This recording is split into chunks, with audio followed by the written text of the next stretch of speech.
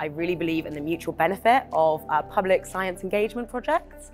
I really think we as scientists can learn so much because I really see the importance to people to understand their natural world and the importance for us to understand the natural world through their eyes.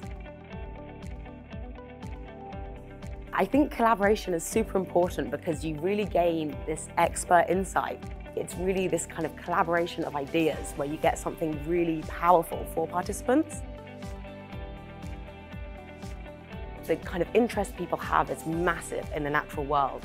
And so, yeah, it's really highlighting human voices and how can we conserve in the future, I think is really important. My main takeaway was to really centre community and conservation throughout the rest of my research in the future. These two topics are so intertwined, and so I think it's really important to highlight and amplify both in my future research.